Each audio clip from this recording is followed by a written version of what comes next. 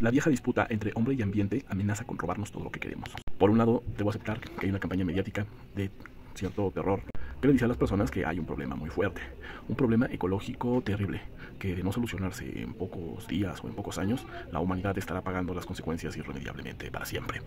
Varios de estos problemas, uno de ellos, el crecimiento demográfico de la población, principalmente en países pobres, o en países que antes eran pobres y que hoy están en vías de desarrollo, lo cual tampoco es muy conveniente.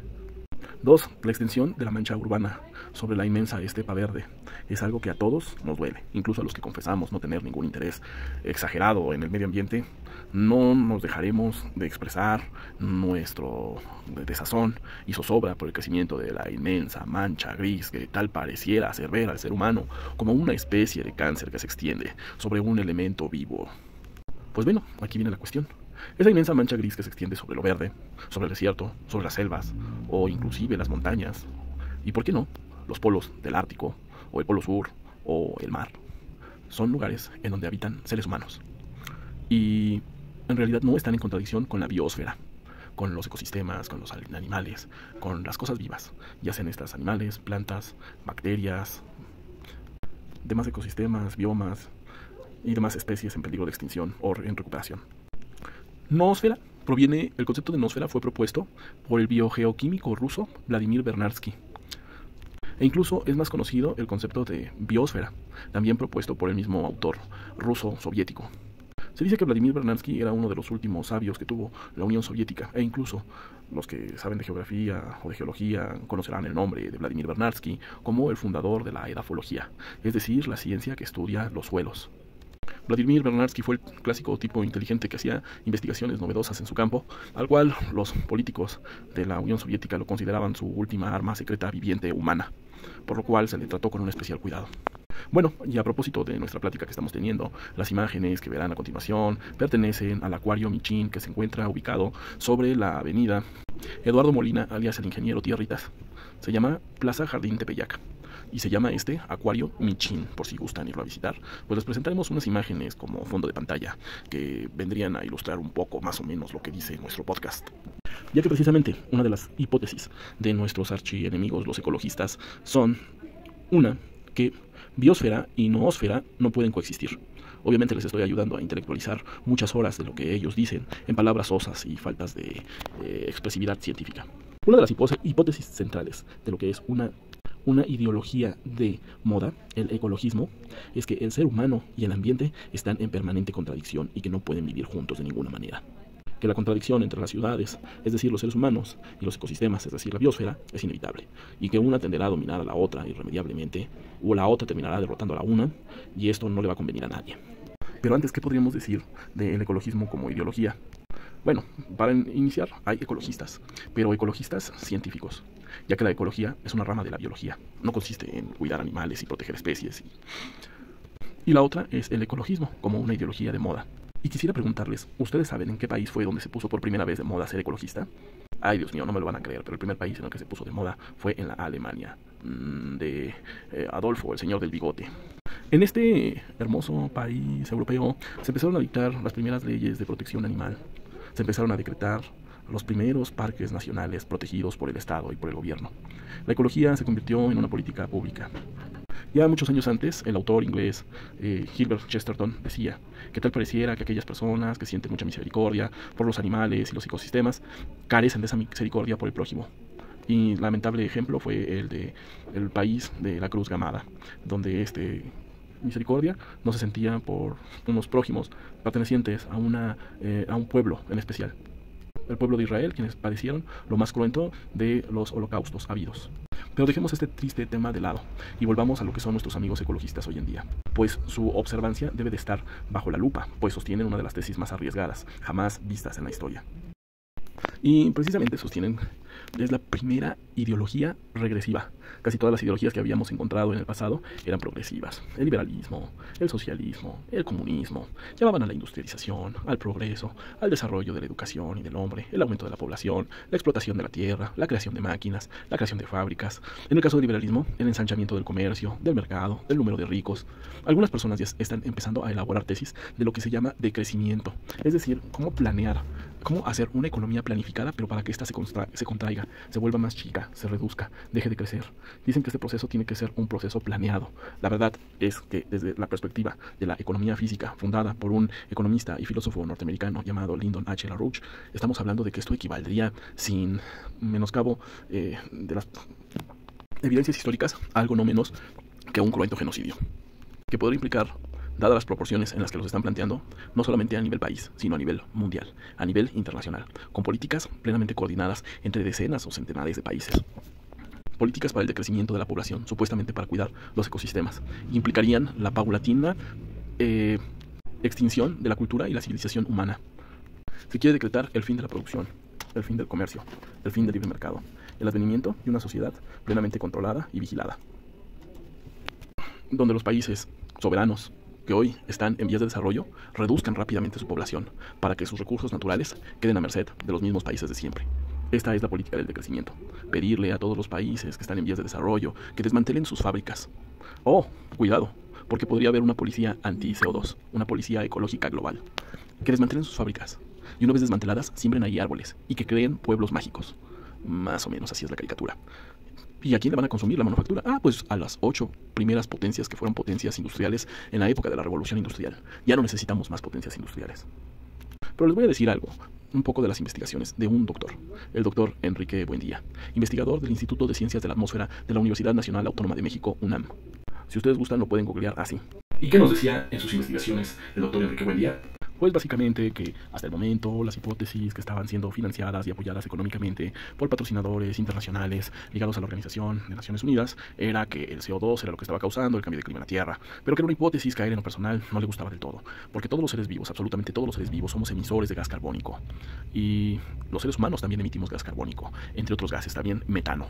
Entonces decir que el gas carbónico era uno de los principales componentes o detonadores del cambio climático en la Tierra era como cuestionar nuestra propia existencia en el planeta como especie humana, inteligente, inteligible, comprensiva de los procesos y de la realidad que están en nuestro entorno, y además críticos, constructores y transformadores de estos procesos. Es una polémica científica de la cual se ha documentado. Hay dos grupos de científicos, los que se inclinan por decir que el ser humano es el causante fundamental del cambio de clima en la Tierra con la actividad industrial del gas carbónico, y otro grupo de científicos reducidos, no tan vistos, que tienen una hipótesis que no conviene tanto, que es la que dice que el cambio de clima se debe a la actividad del Sol, la actividad heliogénica. El primer grupo son de quienes sostienen la hipótesis antropogénica del cambio de clima, y el segundo grupo son los que sostienen la hipótesis heliogénica respecto al cambio de clima. Pero aunque esta discusión tranquila, científica, basada en datos, estadísticas, mediciones, datos cuánticos, factibles, medibles, analizables, está censurada. Tal parece que ya hay quien tomó partido en esta polémica científica y ha dicho que es más conveniente decir que es el ser humano quien causa todos los cambios de clima en la Tierra por la actividad industrial. Y es que al grupo de los 7, el G7, Inglaterra, país donde nació la revolución industrial, Alemania, también un país industrializado fuerte, Estados Unidos, Francia, Italia, Japón, el país más industrializado del Oriente, Canadá, más industrializado de América del Norte, conforman el G7. E incluso si incluimos a Rusia, podríamos decir que es un G8, un grupo de países de los 8. Pero podrían ser incluidos como los países más industrializados en el mundo. Estos países se oponían a que el G5, es decir, el grupo de los 5 países con más posibilidades de desarrollo, de industrialización, por sus características geológicas, geográficas, geopolíticas, pudieran ocupar un lugar preponderante en el mundo. Este se le llamó el G5 de los países en vías de desarrollo. Obviamente, cuando te beneficias de la economía de las manufacturas, no te interesa que alguien más te quiera hacer la competencia gratis y de la nada. Estos países emergentes son el G5, el grupo de los 5 países en vías de desarrollo, entre los que se destaca China, Sudáfrica, la India. De América Latina tenemos a Brasil y también a México, de los cuales los únicos países que hasta hace 6 años eran los únicos que crecían eran China, Sudáfrica, India y Brasil. Y México era un país que siguió las políticas ecologistas, declinando a su crecimiento económico. No obstante, incluso hoy mismo hemos visto a estos grupos ecologistas oponerse a las grandes obras de infraestructura, dígase la refinería Dos Bocas, o dígase el proyecto del Tren Maya o el tren interoceánico. Porque básicamente el conservacionismo ambientalista llega a esa conclusión de que la naturaleza es algo sagrado y que no se debe tocar porque todo lo que toca el hombre simplemente la daña y la destruye irremediablemente. Ergo, la solución que tiene el hombre es no crecer económicamente, es más, decrecer, reducir su economía. Para la mayoría de las personas todo lo que implique proteger a los animales es algo bueno y noble. Pero precisamente todos estos grupos ecologistas, si algo no tienen, es bondad y nobleza. Ya comentaba anteriormente que en sus orígenes, en la Alemania nazi, el ecologismo era una política pública novedosa que le fascinó a muchas personas. Después de la Segunda Guerra Mundial, los ecologistas que militaban en el Partido Nacional Socialista de Alemania ingresaron a los organismos internacionales. Entonces el ecologismo gozó de un aura y de una protección nunca antes vista. Prueba de ello es la fundación del Fondo Mundial para la Vida Silvestre, WWF, por sus siglas en inglés la World Wildlife Fund, el Fondo Mundial para la Vida Silvestre, conformado por un grupo de reputados multimillonarios de época. El requisito para pertenecer a este fondo era aportar una fuerte cantidad de dólares. Y no es un organismo de la ONU que pensábamos estaba dedicado a la defensa del medio ambiente, sino digamos un club de banqueros de élite. Y poco a poco comenzó a ser muy raro que las áreas naturales protegidas estuvieran ocupadas por el narcotráfico, en el caso de Colombia. O en el caso de México, las áreas naturales protegidas estuvieran ocupadas por la guerrilla del EZLN. Otro punto clave y estratégico en la geografía del continente americano es el tapón del Darién, donde hoy hasta la fecha Sudamérica se encuentra incomunicada de Norteamérica porque no hay una vía que pueda pasar el área natural protegida del Darién, una selva muy espesa. Sin embargo, déjenles comparto la noticia que los únicos que pasan por el tapón del Darién, sí, adivinaron, son los malos, los narcotraficantes. Y es que hablar de esta empresa y de esta operación política para intervenir en los países de América Latina y del tercer mundo, llamada Fondo Mundial para la Vida Salvaje, implicaría realmente para nosotros hacer otro programa y que te podamos explicar todo con detalle, con fuentes y datos precisos. Por lo tanto, dejaré este tema para después. El tema que nos ocupa es maravilloso. Existe algo que se llama... Para Vladimir Bernardsky, la Tierra estaba dividida en 5 capas. La tenosfera y la litosfera, la atmósfera, la biosfera, la noosfera. Y no es necesario explicar muchas de ellas. Por ejemplo, litosfera se refiere a la roca sólida, la tenosfera a la roca líquida, la atmósfera al aire, y la biosfera y la noosfera conviven en la parte de la superficie terrestre, la geósfera, como le denominaba él a la Tierra. Bernardsky fue un hombre que caminó también entre gigantes, así como Newton, pero en el ámbito de la biogeoquímica. Él consideraba que la Tierra estaba en un proceso constante de evolución. La primera evolución de la Tierra había sido la evolución de la materia inerte, que de ser una roca extraviada en el sistema solar, poco a poco esta se llenó de agua y se fue llenando de vida. La segunda etapa en la evolución creativa de la Tierra fue la de las plantas y los seres vivos, que hicieron una revolución creativa inmensa. Pero la última y la mayor expresión creativa del planeta Tierra es la de la inteligencia y la cultura, es decir, la del ser humano. Es por eso que a estas manchas grises que aparecen en los mapas que se extienden sobre la estepa verde, se les conoce como la noósfera, el ámbito de la cultura, de la ciencia y del conocimiento y el entendimiento humano. Afortunadamente para nuestros amigos ecologistas, el que se extienda la noósfera sobre espacios de la biosfera constituye un agravio terrible a la naturaleza. Y para contrarrestar este agravio tenemos que desindustrializarnos, que detener nuestro crecimiento, cuando todas las bondades de la vida civilizada las tenemos gracias a un crecimiento permanente, continuo, duradero, e inclusive no solamente debemos detener el crecimiento, sino que debemos acelerarlo, es decir, luchar por el crecimiento acelerado de la economía. Por otro lado, podríamos decir que la economía tiene límites a su desarrollo, como lo plantean los vacas sagradas del decrecimiento tecnológico y el decrecimiento económico. Bueno, aquí mi referente es Lyndon H. LaRouche, un científico, economista y filósofo que navega a contracorriente en aguas turbulentas y que contraintuitivamente dice que no hay límites al crecimiento de la economía. Sí, se van a asustar mucho, yo sé que muchos no lo van a creer, no lo van a tomar en cuenta, pero lo voy a volver a repetir. No hay límites al crecimiento de la economía en la Tierra, no hay límites al desarrollo. Y aquí una hipótesis personal que me ha invadido desde que soy muy pequeño. No hay contradicción entre noósfera y biosfera. El crecimiento de la noósfera no está en contradicción con el de la biosfera. Es decir, todos nos ponemos tristes cuando crece la ciudad y la urbanización, y la naturaleza le cede terreno. Entonces es cuando añoramos y vemos con nostalgia la época en la que había riachuelos con ajolotes y se formaban ranitas, y que todos querríamos regresar la rueda de la civilización hacia atrás para volver a esos tiempos ligados con la naturaleza. Al mismo tiempo quisiera ser muy cuidadoso para compartir una hipótesis personal, que es la forma de cómo medir el progreso de la humanidad. Según hasta aquí el economista físico norteamericano, fundador de la economía física, dice que una forma extraordinaria para poder medir los diferentes avances de la civilización, de diferentes civilizaciones de la humanidad, es una medida cuantitativa, que es la de la densidad relativa potencial de población. Es decir, en un kilómetro cuadrado de una determinada lugar geográfico, donde se encuentra una determinada sociedad, que a cuántas personas pueden sostener por año, por kilómetro cuadrado, esa densidad. El número de personas debe de ser menor al número de personas potenciales a las que se puede sostener anualmente por kilómetro cuadrado. Eso es, digamos, una definición muy breve de la densidad relativa potencial de población, y creo que tendremos que volver más adelante a este tema porque tiene un cierto grado de necesidad explicativa y a lo mejor ahí a recurrir a algunas imágenes. Pero así como la física tiene su concepto de partícula elemental en el átomo y la molécula, o bien la biología tiene su concepto de partícula elemental en la célula, o el urbanismo tiene su concepto de partícula elemental en la manzana como un grupo de casas, así también la economía debe de tener su concepto de partícula elemental para medir el desarrollo de una economía, que es el mínimo antropológico. Podría ser un poco cercano a esto la canasta básica, pero va más allá. Es el piso mínimo que necesita un ser humano para poder desarrollar al máximo su capacidad, su potencial creativo. Y esta sería la medida mínima de la civilización humana, mínima indispensable de requerimiento para que la civilización humana crezca, se desarrolle. Por otro lado, el concepto de máximo antropológico, es decir, cuál sería el máximo ideal en el que querríamos que una civilización humana podríamos catalogarla que ha llegado por fin a su máximo de desarrollo y civilización. El máximo antropológico sería un lugar en donde los seres humanos viven en el máximo nivel de comodidad material, con el máximo nivel de desarrollo espiritual e intelectual y con la mayor densidad posible de seres humanos. Obviamente con la mayor densidad posible no me estoy refiriendo a estos infiernos en la tierra de ciudades súper pequeñas y súper pobladas, sino respetando lo que es el mínimo antropológico. La mayor densidad posible de seres humanos respetando el mínimo antropológico. Y regresando a estos elementos que acabo de decir. La mayor capacidad de sostenimiento, la mayor capacidad de sostener una densidad de seres humanos con la mayor cultura, con el mayor progreso económico, pero al mismo tiempo con un impacto ambiental cero o cercano al cero. Es decir, que se tienen que reunir estos elementos para poder decir que hemos llegado al máximo antropológico o que queremos llegar al máximo antropológico.